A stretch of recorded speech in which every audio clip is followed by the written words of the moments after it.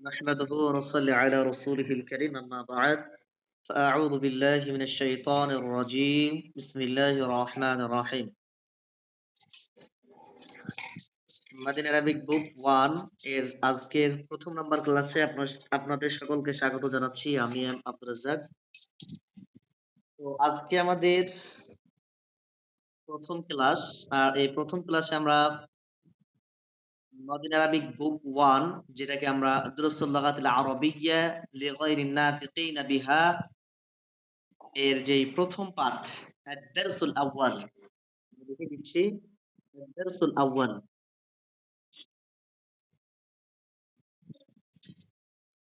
আদ-দারসুল আউয়ালু অর্থাৎ প্রথম পাঠ থেকে আমরা আজকে আলোচনা করার চেষ্টা করব ইনশাআল্লাহ। তো এখানে আপনারা দেখতে পাচ্ছেন আজকের ক্লাসটাই হচ্ছে হাযা এর ব্যাপারে। আমরা গত ক্লাসে আপনাদেরকে বলেছিলাম যে আরবি ভাষায় শব্দকে ৩ ভাগে বিভক্ত করা হয়েছে। আর শব্দ এর আরবি হচ্ছে কালিমা, যেটা আপনাদেরকে আমরা গত ক্লাসে বুঝিয়েছিলাম। এবং হাযা এটাও এক প্রকার ইসিম, এটাও আপনাদেরকে বোঝানো হয়েছিল। তো এই হাযা আমরা কখন কিভাবে ব্যবহার করব এর ব্যবহার আজকে আমরা শিখব ইনশাআল্লাহ।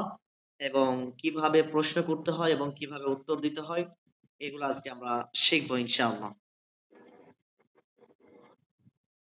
তো তার আগে আমরা একটি বিষয় নিয়ে আপনাদের সাথে আলোচনা করব, সেটা হচ্ছে আব্দুল্লাহ মুবারক রাহিমাহুল্লাহ তিনি জ্ঞান অর্জনের ৬ টি শর্ত দিয়েছেন। যে যদি কেউ জ্ঞান অর্জন করতে চায় তাহলে তাকে ৬ টা শর্ত মানতে হবে। আর এই ৬ টা শর্ত যদি সে মানতে না পারে তাহলে সে পরিপূর্ণ জ্ঞান অর্জন করতে পারবে না। তো এটা আমরা একটু আলোচনা করি, এরপরে আমরা আমাদের মূল আলোচনায় চলে যাব ইনশাআল্লাহ। প্রথমত আমাদের নিয়তকে বিশুদ্ধ করতে হবে। কারণ নিয়ত যদি বিশুদ্ধ না হয় তাহলে এই ইলম দিয়ে আমাদের কোনো ফায়দা হবে না। তাহলে জ্ঞান অর্জনের পেছনে উদ্দেশ্য হতে হবে একদম স্বচ্ছ এবং সৎ। যেটাকে আমরা বলি আমরা ইলম অর্জন করব, জ্ঞান অর্জন করব একমাত্র আল্লাহকে রাজি এবং খুশি করার জন্য। এই নিয়তটা আমাদেরকে শুদ্ধ করতে হবে। এরপরে ২ নাম্বারে মুখস্থ করা। আপনাকে যে বিষয় নিয়ে আপনি লেখাপড়া করতেছেন বা যে জিনিস নিয়ে আপনি জানার চেষ্টা করছেন, অবশ্যই এখানে কিছু বিষয় আছে যেগুলা মুখস্থ করার, সেগুলো মুখস্থ করতে হবে। অবশ্যই এগুলো মুখস্থ করতে হবে। যদি মুখস্থ না করেন তাহলে আপনি আপনার এলেমকে সঠিকভাবে অর্জন করতে আপনি পারবেন না। নাম্বার ৩ মনোযোগ দিয়ে শোনা। অবশ্যই ক্লাসের পড়া অবশ্যই মনোযোগ দিয়ে শুনতে হবে। যদি আপনি মনোযোগ সহকারে না শোনেন, তাহলে আপনি সঠিক এলেম অর্জন করতে পারবেন না। এরপরে ৪ নাম্বার জ্ঞান অনুযায়ী আমল করা। আপনি যতটুকু জীবনে এলেম অর্জন করবেন, জ্ঞান অর্জন করবেন, সেটুকু আপনার জীবনে আপনি এপ্লাই করবেন। এটা হচ্ছে ৪ নাম্বার। ৫ নাম্বারে পাঠটি বোঝার চেষ্টা করা। আপনার সামনে বা আপনার উপস্থিতিতে যে ক্লাসটি হবে, এই ক্লাসটা অবশ্যই আপনাকে বোঝার চেষ্টা করতে হবে। যদি বুঝে না আসে তাহলে অবশ্যই সেটাকে পরবর্তীতে বুঝিয়ে নিতে হবে। না হলে আপনার এলেম পরিপূর্ণতা বা এলেমের সঠিক জ্ঞান অর্জনের যে রাস্তা, যে শর্ত সেখান থেকে আপনি বঞ্চিত হবেন। এরপরে ৬ নাম্বার দাওয়াত ও প্রচার। আপনি যে জ্ঞান অর্জন করবেন, সেই অর্জিত জ্ঞানটা মানুষের মাঝে বিলিয়ে দিতে হবে। আপনি যতটুকু জানেন না কেন ততটুকুই মানুষের কাছে কি করতে হবে? বিলিয়ে দিতে হবে। তাহলে এই হচ্ছে আব্দুল্লাহ মুবারকপুরী রহিমাহুল্লাহর ৬ টি জ্ঞান অর্জনের শর্ত। তাহলে অবশ্যই এগুলোকে আমরা মাথায় রাখার চেষ্টা করব। আর এইগুলা বলার কারণ হচ্ছে একটি, সেটা হচ্ছে যে আপনাদের ধরে রাখার চেষ্টা। অর্থাৎ আপনি যেন ক্লাসের প্রতি মনোযোগী হন এবং ক্লাসের নিয়ম কানুন এবং এখান থেকে যা জানা দরকার, যেইভাবে জানা দরকার, যেইভাবে শিখা দরকার এবং আগ্রহ ধরে রাখা দরকার, সেগুলো যেন আপনি ধরে রাখতে পারেন। এ হচ্ছে আমাদের মূল লক্ষ্য এবং উদ্দেশ্য। তো এরপরে আসেন, আমরা গত ক্লাসে আপনারা কি আমার কথা শুনতে পাচ্ছেন? একটু জানাবেন। আমরা গত ক্লাসে আপনাদেরকে বলেছিলাম যে সালাফদের দিক নির্দেশনা। তো ওমর ইবনুল খাত্তাব রাদিয়াল্লাহু তাআলা আনহু তিনি কি বলেছিলেন? যে তোমরা আরবি ভাষা শেখো কারণ এটি তোমাদের দ্বীনেরই অংশ। আবার কম শোনা যাচ্ছে? হ্যাঁ, নেটের কারণে হয়তো আপনাকে ওই জায়গাতে ধীরে শোনা যাচ্ছে। এরপরে আমরা আলোচনা করেছিলাম যে ইমাম শাফিঈ রাহিমাহুল্লাহ তিনার মতে যে প্রত্যেক মুসলিমের উপরে তার সাধ্য অনুযায়ী আরবি ভাষা শিক্ষা করা ওয়াজিব বা আবশ্যক। এরপরে আসেন আজকে আমাদের মূল ক্লাসে আমরা সরাসরি চলে যাব। সেটা হচ্ছে হাযা এর যেই আলোচনা সেটা আজকে আমরা করব ইনশাআল্লাহ। তো হাযা এটাকে বলা হয় ইসমুল ইশারা। আমরা গত ক্লাসে বলেছিলাম ইসমুল ইশারা,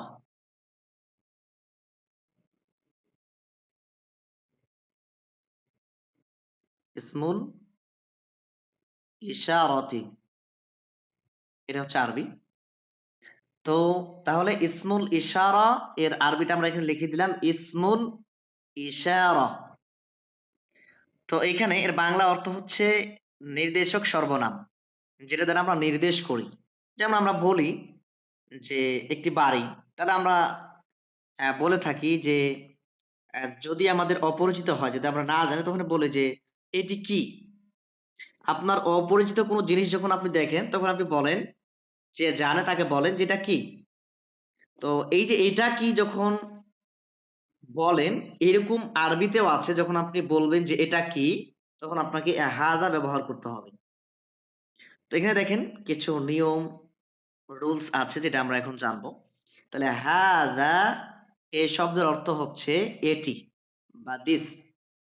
তো কাছের কোনো নির্দিষ্ট ব্যক্তি, বস্তু বা প্রাণীকে নির্দেশ করতে এই ইসমুল ইশারা ব্যবহৃত হয়। আবারও বলছি, কাছের কোনো নির্দিষ্ট ব্যক্তি, বস্তু বা প্রাণীকে নির্দেশ করতে এই ইসমুল ইশারা ব্যবহৃত হয়।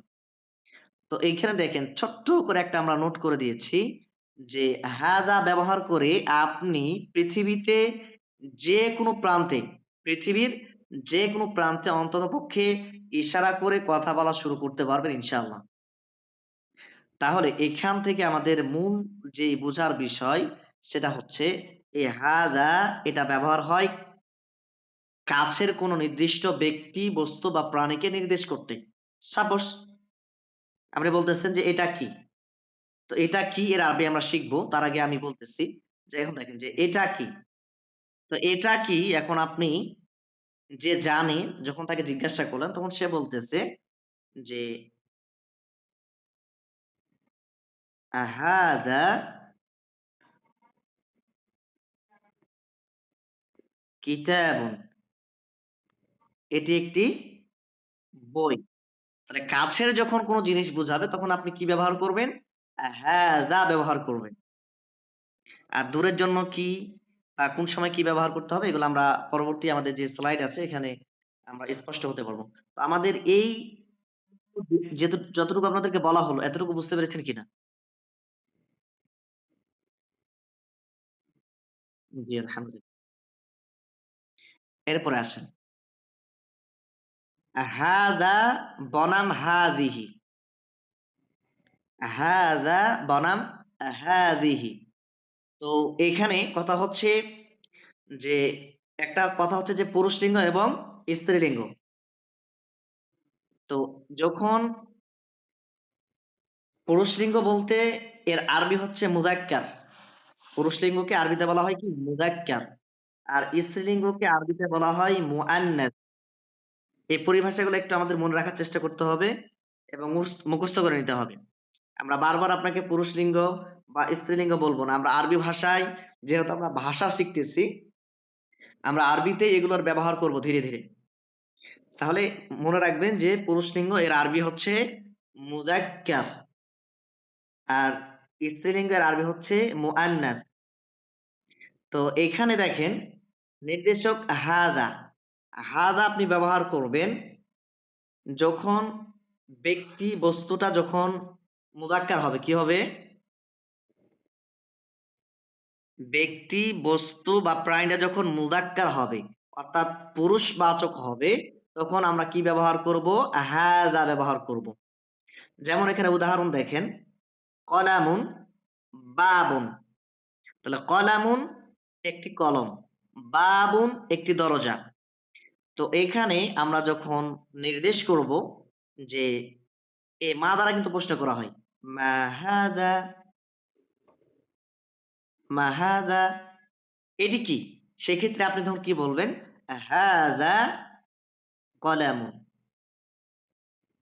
হাযা কলামুন। এই যে এইভাবে মূলত এগুলোর ব্যবহার করা হয়। হাযা কলামুন। তাহলে এখানে যেহেতু কলামুন শব্দটা পুরুষবাচক এজন্য হাযা ব্যবহার করা হয়েছে। আবার দেখেন, যদি আপনাকে বলে কেউ যে মা হাযা, মা হাযা এটি কি? অর্থাৎ আপনাকে দরজা দেখে বলল যে মা হাযা এটি কি? তখন আপনি কি বলবেন? হাযা বাবুন, হাযা বাবুন। জি। এরপরে আসেন, তাহলে আমরা বুঝতে পারলাম যে নিকটবর্তী কোনো ব্যক্তি, বস্তু বা প্রাণীকে যখন নির্দেশ করা হবে অর্থাৎ ইঙ্গিত করা হবে তখন হাযা ব্যবহার করতে হবে পুরুষবাচক শব্দের ক্ষেত্রে। আর যদি সেটা মুআন্নাস বাচক শব্দ হয়, কাছের জিনিস, সেক্ষেত্রে আমাদেরকে হাযিহি ব্যবহার করতে হবে। কি ব্যবহার করতে হবে? হাযিহি। এখন আপনারা বলতে পারেন যে, "ওস্তাদ আপনি হায়ের উপরে টান দিচ্ছেন কেন?"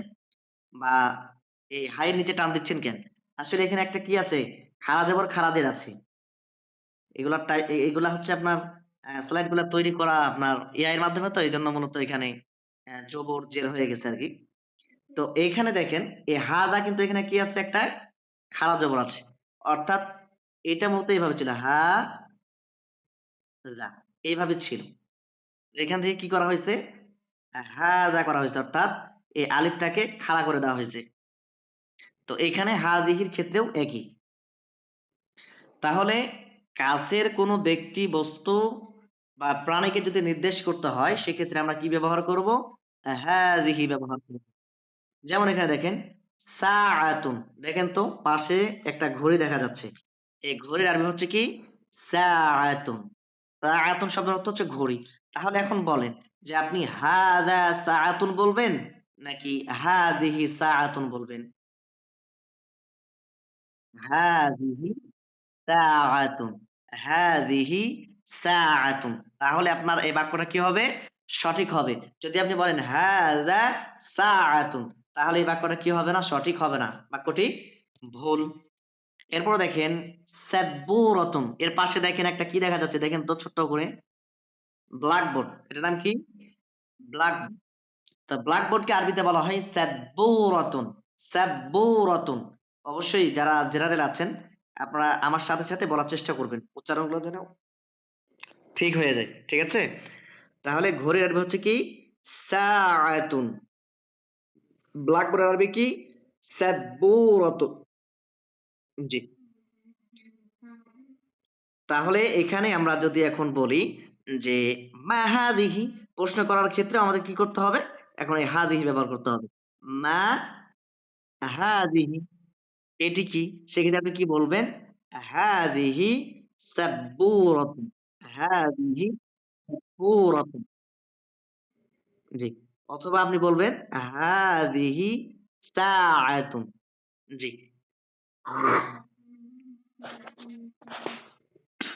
আমার এই কথাটা বুঝতে পেরেছেন কিনা? তাহলে এখন দেখেন আরেকটা জিনিস আপনাদেরকে দেখাই। সেটা হচ্ছে যে নিচে দেখেন আপনারা দেখতে পাচ্ছেন যে গোলতায়ের ফর্মুলা আমরা এখন একটু দেখব যে আসলে আমরা কিভাবে চিনব যে এটা মুযাক্কার নাকি মুআন্নাস শব্দটা। এটা চিনার জন্য আমরা এখানে এই যে নির্দেশনা এটা আমরা ফলো করব। সেটা হচ্ছে কি যে আরবি শব্দের শেষে যদি গোলতা থাকে তবে সেটি মুআন্নাস বা স্ত্রীলিঙ্গ। এর পূর্বে সর্বদা হাযিহি বসবে। যেমন এখানে দেখেন বিশেষ দ্রষ্টব্য দেওয়া আছে। এরপরে দেখেন যে করিয়াতুন একটা শব্দ দেওয়া আছে এবং বাকারাতুন একটি শব্দ দেওয়া আছে। অবশ্যই আপনারা লক্ষ্য করেছেন। তাহলে এই ক্ষেত্রে যদি আমি বলি যে এটি একটি গাভী, তাহলে আরবি কি হবে? হাযিহি হাযিহি বাকারাতুন, বাকারাতুন। তাহলে হাযিহি বাকারাতুন। আপনি হাযা বাকারাতুন বলতে পারবেন না। এরপরে করিয়াতুন। তাহলে হাযা করিয়াতুন যদি আপনি বলেন তাহলে ভুল হবে। তাহলে কি করতে হবে? হাযিহি করিয়াতুন, হাযিহি করিয়াতুন। তাহলে এখানে যে আমরা নতুন, নতুন শব্দগুলো পাবো, অর্থাৎ যে শব্দগুলো আমাদের অপরিচিতি বা আমাদের মুখস্থ নাই, এগুলো অবশ্যই মুখস্থ করে ফেলতে হবে। যেমন এখানে আমরা পাইলাম কলামুন একটি কলম, বাবুন একটি দরজা, সাআতুন একটি ঘড়ি, সাব্বুরাতুন একটি ব্ল্যাকবোর্ড, এরপরে করিয়াতুন গ্রাম, তারপরে বাকারাতুন একটি গাভী। জি, এগুলো কি করতে হবে? মুখস্থ করে ফেলতে হবে। ঠিক আছে? আমাদের সামনে আসছে শব্দগুলো একসাথে। তখন আমরা শিখবো ইনশাআল্লাহ। তাহলে কি আমরা পরের স্লাইডে যাবো? জি, এরপরে দেখেন, এখন আমরা প্রশ্ন করব। এই যে প্রশ্নটা আমরা দেখাইলাম না যে মাহাদা, মাহাদা এটি কি? বা মান হাদা ইনি কে? এই যে এই প্রশ্ন করা এখন আমরা শিখব কোন সময় মা এবং কোন সময় মান ব্যবহার হয়। তো এই ক্ষেত্রে আপনাকে একটা কথা মনে রাখতে হবে যে জ্ঞানহীন বস্তু বা প্রাণী, জ্ঞানহীন বস্তু বা প্রাণী যারা গায়রুল আকিল, যাদের জ্ঞান বুদ্ধি নাই, সেটা কোনো প্রাণী হইতে পারে, কোনো বস্তু হইতে পারে। এদের ক্ষেত্রে মানে এদের ব্যাপারে যখন কোনো কিছু জানতে চাইবো, যেমন আমি একটি ছাগল দেখলাম। তো এই ছাগলটা আমি জানি না ছাগলটা সম্পর্কে। আমি আপ আমার পাশে একজন আছে সে জানে যে এটা ছাগল। আমি তাকে প্রশ্ন করছি যে, "মা হাদা?" এটি কি? সেক্ষেত্রে সে আমাকে বলল যে, "হাদা গানামুন।" এটি একটি ছাগল। তো এই ক্ষেত্রে মানে প্রাণীটা যেহেতু একটা প্রাণী, আবার এর জ্ঞান বুদ্ধি নাই, এই ক্ষেত্রে কি ব্যবহার করা হয়েছে? মা ব্যবহার করা হচ্ছে। কি ব্যবহার করছে? মা ব্যবহার করা হয়েছে। এরপরে জ্ঞান সম্পন্ন মানুষ, সেটা মানুষ হতে পারে, মানুষ, জিন অথবা ফেরেশতা। মানুষ, জিন, ফেরেশতা। এই ৩ প্রকারের কোন এক প্রকারকে যদি আমরা নির্দেশ করি অর্থাৎ প্রশ্ন করি তাদেরকে দেখিয়ে, সেক্ষেত্রে আমরা কি করব? মান শব্দটা ব্যবহার করব। কি করব? মান শব্দটা ব্যবহার করব। দেখেন যে মান হাযা, ইনি কে? সাপোজ আমার পাশে আমার স্ত্রী দাঁড়িয়ে আছে। এখন আমাকে আমার পরিচিত কেউ বলতেছে যে, মান হাযিহি?" ইনি কে? হাযিহি বিনতি। তো এই ক্ষেত্রে এই যে ব্যবহারগুলো আমরা সামনে যখন যাবো এগুলা স্পষ্টভাবে জানতে পারবো। এখন যেহেতু আমরা বেসিক এ আছি এজন্য আমরা ওই ক্যাটেগরিতে আমরা এখন যাবো না। ঠিক আছে? তাহলে দেখেন এখানে ছোট্ট করে একটা বিষয় দেওয়া আছে, নোট করা আছে। এটা দিকে একটু দেখেন। যে মা শব্দটি কখনো, কখনো নাবোধক অর্থেও ব্যবহৃত হয়। তবে ইসমের পূর্বে এটি সাধারণত প্রশ্নবোধক হিসেবে ব্যবহার হয়। যেমন ফেইলের শুরুতে আসে আবার। এই মাটা কি আসে? ফেইলের শুরুতে আসে অর্থাৎ ক্রিয়ার শুরুতে আসে। যে মা ফাআলা সে করেনি। মা ফাআলা সে করেনি। তো এরকম ক্রিয়ার শুরুতে মা যখন ব্যবহার হয় তখন সেটা না অর্থে ব্যবহৃত হয়। ঠিক আছে? তো এই হচ্ছে আরকি বিষয়। যখন আমরা ক্রিয়া সম্পর্কে জানবো তখন আমরা এগুলা বিস্তারিত জানতে পারবো ইনশাআল্লাহ। তো আমাদের এই স্লাইডটা আপনারা বুঝতে পেরেছেন কিনা একটু জানাবেন দ্রুত। জি, তাহলে এরপরে আসেন। জি ওস্তাদ কিছু বললেন?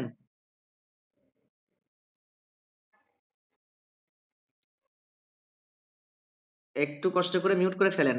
আপনি বাইরে কথা বলতেছেন আর ক্লাসে আওয়াজ আসতেছে ভাই। একটু মিউট করে ফেলেন। এখন দেখেন আ এবং হাল, এবং হাল এগুলো দিয়ে কি করা হয়? প্রশ্ন করা হয়। কোন একটা জিনিসকে মানে কোন একটা জিনিসের ব্যাপারে নিশ্চিত হওয়ার জন্য অথবা হাল কি করা হয়? ব্যবহার করা হয়। যেমন আপনি একটা কলম দেখলেন। আপনি জানেন যে এটা কলম হতে পারে। কিন্তু আপনি নিশ্চিত না। এখানে আপনি বলছেন যে, "আহাদা কলামুন?" এটি কি একটি কলম? যখন আপনি জিনিসটাকে মানে নিশ্চিত হতে চাইবেন জিনিসটার ব্যাপারে, তখন আপনি অথবা হাল ব্যবহার করবেন। এখন আমার স্মরণ নাই যে আসলে এটা কলম কিনা। এজন্য আমি জিজ্ঞেস করলাম যে, "আহাযা কলামুন?" এটা কি একটি কলম? সেক্ষেত্রে যে ব্যক্তিকে আপনি প্রশ্ন করলেন, স যদি এটা কলম হয়ে থাকে তাহলে সে কি বলবে? নাআম। নাআম অর্থ হচ্ছে হ্যাঁ, নাম অর্থ হচ্ছে কি? হ্যাঁ। তো নাম হাযা কলামুন। হ্যাঁ, এটি একটি কলম। তাহলে কি হইল? নাম হাযা কলামুন। এটি একটি কলম। আর যদি এটা কলম না হয়, আপনি দেখাইলেন কিন্তু এটা কলম না। আপনার মতে মনে হচ্ছে কলম কিন্তু আপনি সন্দেহে আছেন। তো এই ক্ষেত্রে আপনাকে কি করতে হবে? যে লা। আপনাকে ওই ব্যক্তিটা বলল, "লা হাযা মিফতাহুন।"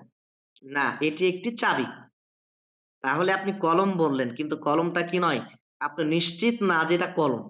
তাহলে যিনি আছে আপনার সাথে অথবা যাকে আপনি প্রশ্ন করেছেন যে, "আহাদা কলামুন?" এটা কি একটি কলম? সেক্ষেত্রে সে কি বলতেছে? যে, "লা, লা, হাদা মিফতাহুন।" এটি একটি চাবি। জি, এই প্রশ্ন করাটা আপনারা বুঝতে পেরেছেন কিনা?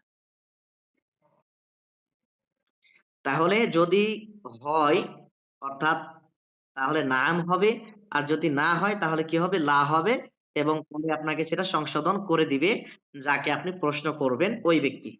ঠিক আছে? তো এখানে দেখেন আরেকটি বিষয় দেওয়া আছে যে এর পরিবর্তে হাল ব্যবহার করেও একই অর্থ প্রকাশ করা যায়। অর্থাৎ আপনি এখানে হালও ব্যবহার করতে পারেন। আপনি বলতেছেন যে, "হাল হাযা কলামুন?" এটা কি একটি কলম? বা আপনি বলতেছেন, "আহাযা কলামুন?" এটা কি একটি কলম? তাহলে দিয়েও প্রশ্ন করলে একই অর্থ হবে। হাল দিয়ে প্রশ্ন করলেও একই অর্থ হবে। জি, বুঝতে পেরেছেন? তো ঠিক আছে। এখন দেখেন, আমরা কিছু শব্দ শিখব। অর্থাৎ আরবি শব্দ শিখব যেগুলোকে আমরা আমাদের দৈনন্দিন জীবনে ব্যবহার করতে পারব। তো চারপাশের বস্তু যেমন এখানে দেখেন কিতাবুন একটি বই, বাবুন একটি দরজা। দেখেন এখানে ছবিগুলো দেওয়াই আছে। তাহলে বাবুন অর্থ হচ্ছে কি একটি দরজা, এরপরে মিফতাহুন একটি চাবি, এরপরে মাকতাবুন একটি টেবিল, কুরসিয়্যুন একটি চেয়ার, মুকাইয়াফুন একটি এসি। মুকাইয়াফুন শব্দের অর্থ কি? এসি। জি, জি। মুকাইয়াফুন শব্দের অর্থ হচ্ছে কি একটি এসি। এখন আসেন আপনাদের কাজ কি? কাজ হচ্ছে এইটা যে এখানে দেখেন আমরা দিয়ে দিয়েছি যে আপনার চারপাশের বস্তুর দিকে ইশারা করে আজই প্রশ্ন করুন মা হাযা অথবা মা হাযিহি। যেমন এখানে দেখেন এখানে মুয়ান্নাস কোনো শব্দ নাই। তো এখানে যেহেতু মুযাক্কার শব্দ এগুলো সবগুলাই, ঠিক আছে? এগুলোর দিকে আপনি দেখবেন। দেখবেন আর প্রশ্ন করবেন। আপনার পাশে কিতাব আছে আপনি বলেন যে, "মা হাযা?" এটি কি? এরপর আপনি নিজে উত্তর দেন। "হাযা কিতাব।" আপনি দরজা দেখতে পাচ্ছেন। দরজা দেখে আপনি বলেন যে, "মা হাযা?" এটি কি? "হাযা বাবুন।" এটি একটি দরজা। আপনি আপনার পাশে চাবি আছে। চাবিকে দেখেন অথবা আপনার হাতে আছে বা আপনার পকেটে আছে যারা গাড়ি চালায় সবার কাছে থাকে। আপনি চাবির দিকে দেখেন আর বলেন যে, "মা হাযা?" এটি কি? "হাযা মিফতাহুন।" এভাবে করে আপনাকে অনুশীলন করতে হবে। ঠিক আছে? এই হচ্ছে আরকি বিষয়। এরপরে আমরা আরো কিছু শব্দার্থ আছে আমরা দেখি। যে কোরআন জি, তাওয়িলুন, তাওয়িলুন এই যে এভাবে তাওয়িলুন, তাওয়িলুন শব্দের অর্থ হচ্ছে কি? টেবিল। আবার তাওয়িলাতুন এই যে এভাবে যদি আপনি দেন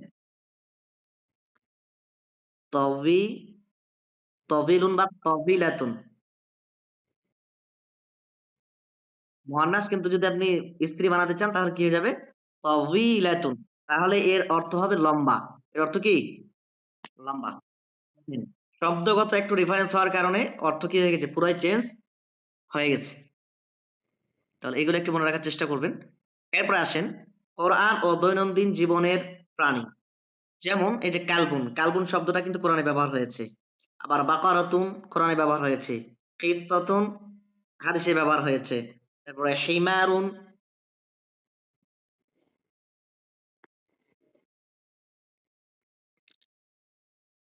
এরপরে হিসানুন, এরপর হচ্ছে জামালুন। আপনারা অবশ্যই ছবিগুলো দেখে বুঝতে পারতেছেন। কালবুন কুকুর, বাকারাতুন গাভী, কিত্তাতুন কিত্তাতুন কিত্তুন শব্দের অর্থ হচ্ছে বিড়াল। কিত্তুন শব্দের অর্থ কি? জি, কিত্তুন। কিত্তুন শব্দের অর্থ হচ্ছে বিড়াল। তবে কিত্তাতুন আমরা যদি তা ব্যবহার করি তাহলে এটা হয়ে গেল কি? মহিলা বিড়াল। কি হয়ে গেল? মহিলা বিড়াল। জি। কিত্তুন বা কিত্তাতুন মানে বিড়াল। হিমারুন, হিমারুন শব্দের অর্থ হচ্ছে কি? গাধা। হিমারুন একটি গাধা। হেসানুন এখানে দেখতে পাচ্ছেন ঘোড়ার ছবি দেওয়া আছে। তার একটি কি? ঘোড়া। এরপরে জামালুন, জামালুন শব্দের অর্থ হচ্ছে উট। এখানে দেখেন উটের ছবি দেওয়া আছে। তাহলে জামালুন, জামালুন শব্দের অর্থ হচ্ছে উট। তাহলে এই শব্দগুলো আমাদের কি করতে হবে? মুখস্থ করে ফেলতে হবে। এগুলো মুখস্থ ছাড়া কোনো কাজ নাই। আপনাদেরকে দেখাইলাম যে এলেম অর্জন করার ৬ টি শর্ত। এর মধ্যে একটি হচ্ছে কি? আপনাকে আপনার প্রয়োজনীয় সামগ্রী আপনাকে অবশ্যই মুখস্থ করতে হবে। এগুলো মুখস্থ না করলে আপনি কি? বুঝতে পারবেন না বা আপনি বলতে পারবেন না। ঠিক আছে? আর এখানে দেখেন আবার আমরা একটি পয়েন্ট উল্লেখ করছি, যেগুলো আমরা পূর্বে পড়ে আসছি। যে প্রাণীগুলো জ্ঞান বা বিবেক, আকেল নাই। কি নাই? প্রাণীগুলোর জ্ঞান বা বিবেক, আকেল নাই। তাই এদের সম্পর্কে জানতে সর্বদা মানের বদলে মা ব্যবহার করতে হবে। তাহলে এখানে আমরা কি মান ব্যবহার করতে পারবো এগুলোর ক্ষেত্রে? যে মান হাদা, এটা কি? বা ইনি কে? এগুলার ক্ষেত্রে আমরা ব্যবহার করতে পারব না। এই ক্ষেত্রে আমাদের কি ব্যবহার করতে হবে? ব্যবহার করতে হবে। জি, বুঝতে পেরেছেন কিনা? জি, আলহামদুলিল্লাহ। এরপরে আসেন, আমরা এখানে শব্দগুলো নিয়ে চলে আসছি। অর্থাৎ আমাদের আদ-দারসুল আউয়াল মদিনা আরবিক বুকের ১ম পাঠের মধ্যে যতগুলো শব্দার্থ আছে সবগুলো আমরা এখানে নিয়ে আসছি। এখানে আমরা অনেকগুলাই আপনাদেরকে দেখাইলাম। কিছু, কিছু আছে বাড়তি যেগুলো আপনাকে মুখস্থ করে নিতে হবে। ঠিক আছে? যেমন দেখেন বাইতুন মানে বাড়ি, মসজিদুন মসজিদ, বাবুন মানে দরজা, কিতাবুন মানে বই, কলামুন মানে কলম, মিফতাহুন মানে চাবি, সারিরুন মানে খাট, তারপরে মাকতাবুন মানে টেবিল। আমার সাথে উচ্চারণ করেন। যারা একটু জেনারেল ব্যাকগ্রাউন্ডের আছেন, খুব তেমন আরবি পারেন না, অবশ্যই একটু করেন। আমার সাথে রিপিট করেন। মিউট করে রিপিট করেন। দেখবেন আপনার জন্য অনেক সহজ হয়ে যাবে। তারপরে কমিসুন শব্দের অর্থ হচ্ছে জামা, কুরসিয়ুন চেয়ার, হাজারুন পাথর, নেজমুন তারকা যেটাকে আমরা তারা বলে থাকি, লেবানুন দুধ, সুক্কারুন চিনি, সুক্কারুন চিনি। আমার কথা শুনতে পাচ্ছেন? জি। এরপরে মিংদিলুন, মিংদিলুন শব্দের অর্থ হচ্ছে কি? রুমাল। রুমালের সাথে আমরা এই যে গামছা ব্যবহার করি, এই গামছাও আমরা এর অন্তর্ভুক্ত করতে পারি। এরপরে দেখেন মানুষের ক্ষেত্রে এখানে কিছু শব্দ নিয়ে আসছি আমরা, যে তবিবুন অর্থ হচ্ছে ডাক্তার, ওয়ালাদুন বালক, তলিবুন ছাত্র, রজুলুন লোক, তাজিরুন ব্যবসায়ী, মুদাররিসুন শিক্ষক, ইমামুন ইমাম। এখন প্রাণী আমরা কয়েকটা প্রাণীর নাম শিখি। ক্যালবুন কুকুর, কিত্তুন বিড়াল, হিমারুন গাধা, হেসানুন ঘোড়া, এরপর জামালুন উট, দিকুন, দিকুন শব্দের অর্থ হচ্ছে মোরগ। আর দাজাজাতুন, দাজাজাতুন, দাজাজাতুন। এই দাজাজাতুন শব্দের অর্থ হচ্ছে মুরগি। আমি আরেকবার দেখি। দাজাজাতুন, দাজাজাতুন। দাজাজাতুন শব্দের অর্থ হচ্ছে কি? মুরগি। আর দিকুন শব্দের অর্থ হচ্ছে কি? মোরগ। অর্থাৎ যেটাকে আমরা মুরগা বলে থাকি। জি। তাহলে এই যে শব্দার্থগুলা অবশ্যই আমরা মুখস্থ করে ফেলবো। ঠিক আছে? এরপরে আমরা পরবর্তী স্লাইডে যাই। এখন আসেন একটা শব্দকে আমরা কিভাবে মুযাক্কার থেকে মুআন্নাস বানাবো? অর্থাৎ পুরুষ থেকে স্ত্রীতে রূপান্তর করব। ঠিক আছে? তাহলে দেখেন তালিবুন একজন ছাত্র। তালিবুন প্লাস আমরা যদি গোলতা যুক্ত করি তাহলে হয়ে গেল কি? তালিবাতুন, তালিবাতুন। তালিবাতুন শব্দের অর্থ হচ্ছে একজন ছাত্রী, একজন ছাত্রী। তবিবুন, তবিবুন শব্দের অর্থ হচ্ছে চিকিৎসক। তো এটা হচ্ছে পুরুষের জন্য তবিবুন ব্যবহার করা হয়। তবে আমরা যদি তা যুক্ত করে দেই তাহলে হয়ে যাবে কি? তবিবাতুন, মহিলা চিকিৎসক, একজন মহিলা চিকিৎসক। এরপরে মুদাররিসুন, একজন শিক্ষক। এখন যদি আমরা মুদাররিসুনের সাথে গোলতা যুক্ত করি তাহলে হয়ে যাবে মুদাররিসাতুন, মুদাররিসাতুন। শব্দের অর্থ হচ্ছে কি? একজন শিক্ষিকা। এরপর দেখেন তাজিরুন, তাজিরুন মানে একজন ব্যবসায়ী। কিন্তু আমরা যখন গোলতা যুক্ত করলাম তাজিরাতুন, তাহলে হয়ে গেল কি? নারী ব্যবসায়ী, নারী ব্যবসায়ী। কি আমার কথা কি বুঝতে পেরেছেন? হ্যাঁ, এই হচ্ছে আরকি বিষয়। তাহলে আমরা এখন সহজেই কি করতে পারবো? মুযাক্কার থেকে মুআন্নাসে পরিবর্তন করতে পারবো ইনশাআল্লাহ। এরপর দেখেন আজকে আমরা শিখলাম কি, কি? মানে বিশেষ করে আমরা যে কথা বলবো, কথা বলার জন্য আমরা কি শিখলাম আজকে? সেখানে দেখেন ১ম নাম্বার ইসমুল ইশারা প্লাস প্রশ্ন। মা হাদা, এটি কি? পৃথিবীর যেকোনো জায়গাতে আপনি এখন এই ধরনের প্রশ্ন করতে পারবেন। মা হাদা, এটি কি? আপনি এটা জানেন না। ঠিক আছে? তাহলে আপনি কি করতে পারবেন? মা হাদা, এটি কি? আর যদি আপনার মনে হয় যে এটা মহিলা বোঝাচ্ছে, সেক্ষেত্রে আপনি কি বলবেন? মা হাদি, মা হাদিহি। আর না হলে স্বাভাবিকভাবে আপনি কি বলবেন? মা হাদা। তো স্বাভাবিকভাবে কলমকে দেখাইলেন। তখন কি বলা হচ্ছে? যে হাদা কলামুন, এটি একটি কলম। সাধারণ উত্তর। কিন্তু যখন আপনি নিশ্চিত হওয়ার জন্য প্রশ্ন করছেন যে, আহাদা মিফতাহুন, এটি কি একটি চাবি? তখন আপনাকে বলা হচ্ছে লা, হাদা কলামুন, না, এটি একটি কলম। আর যদি চাবি হয় তাহলে আপনি কি বলবেন? নাম, নাম। তাহলে কি বলবেন? নাম। নাম অর্থ হ্যাঁ, হ্যাঁ, এটি একটি চাবি। তো এই হচ্ছে আমাদের মোটামুটি কথা বলার জন্য যে সমস্ত সরঞ্জাম প্রয়োজন বেসিক অবস্থায় আর আমাদের প্রাথমিক লেভেলে, এতটুকুই আমাদের ১ম পাঠের মধ্যে আলোচনা করা হয়েছে। জি। এরপর দেখেন আরেকটি বিষয় এখানে আমরা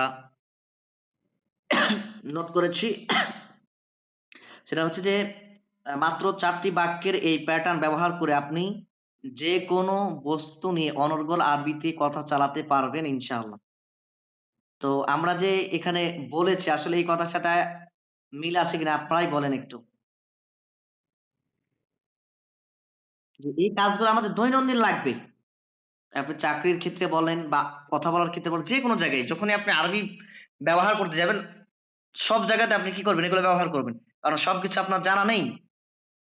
আর এই জানার জন্য আপনাকে এইভাবে প্রশ্ন করতে হবে। আর যদি আপনাকে কেউ প্রশ্ন করে, সেক্ষেত্রে আপনাকে এইভাবে উত্তর দিতে হবে। জি। তাহলে নাম যদি হয় তাহলে নাম, হাযা মিফতাহুন।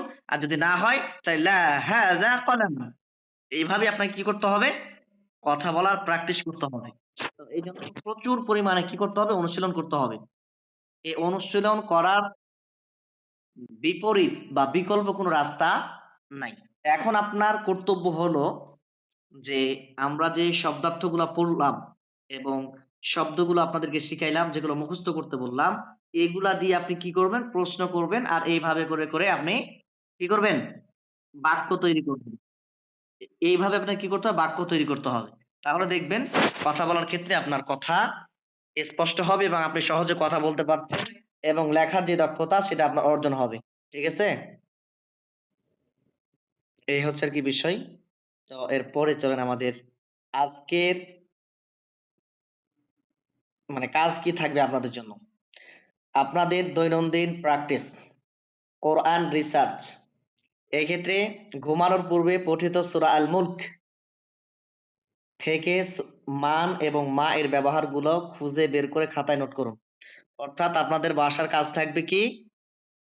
যে মান এবং মা, সূরা মুলক যেটা আমরা ঘুমানোর পূর্বে পড়ে থাকি, এই সূরা মুলক থেকে মা এবং মান এইগুলা কি করবেন? আপনারা খুঁজে বের করবেন এবং খাতায় নোট করবেন। ঠিক আছে? এরপরে ২য় নাম্বার কাজ থাকবে আপনাদের চারপাশের পরিবেশ। আপনার ঘরের ৫ টি পরিচিত জিনিস। যেগুলো আপনার পরিচিত অর্থাৎ আমরা যেগুলো আপনাদেরকে পড়াইলাম এর মধ্যে এসি, কলম, বই, চাবি, টেবিল আরো যা আছে যেটা আপনার পছন্দ হয় এগুলো নিয়ে আপনারা কি করবেন? আগের স্লাইডে যে ৪ লাইনের কথোপকথন দেওয়া হয়েছে, এই ৪ লাইন মানে এই ৪ টা লাইন আপনারা এইভাবে করে সাজাবেন। যেভাবে সাজা আছে ওখানে এই শব্দগুলো নিয়ে আপনারা ওইভাবে সাজাবেন। ঠিক আছে? আ আমার কথা কি বুঝতে পারছেন? এরপরে ৩ নাম্বারে বাস্তব প্রয়োগ। আপনার পরিবারের ছোট বাচ্চাদের সাথে মা হাদা এটি কি প্রশ্ন করে আরবি প্র্যাকটিস করুন। ভুল করতে করতেই শুদ্ধটা আয়ত্ত হবে ইনশাআল্লাহ। এই হচ্ছে আপনাদের মোটামুটি আজকের ক্লাসের আলোচনা। তাহলে এই কাজগুলো আপনার কি করতে হবে, ঠিক আছে? এরপরে আসেন যে আজকের অর্জন। আজকে আপনারা আসলে কি অর্জন করলেন? আপনার নতুন আরবি সক্ষমতা যদি আপনি সঠিকভাবে ক্লাস করে থাকেন এবং সঠিকভাবে আপনি পড়াগুলা করে থাকেন, তাহলে অবশ্যই আপনার জন্য এটা হেল্প হবে আশা করি আমরা। তো এখানে দেখেন আমরা শিখলাম কি? হাযা এবং হাযিহি এর ব্যবহার। আমরা শিখলাম কিভাবে মা, মান, কখন কিভাবে প্রশ্ন করতে হয় এটা আমরা শিখলাম। এরপরে চারপাশের অনেকগুলা শব্দ অর্থ আজকে আমরা শিখতে পারলাম।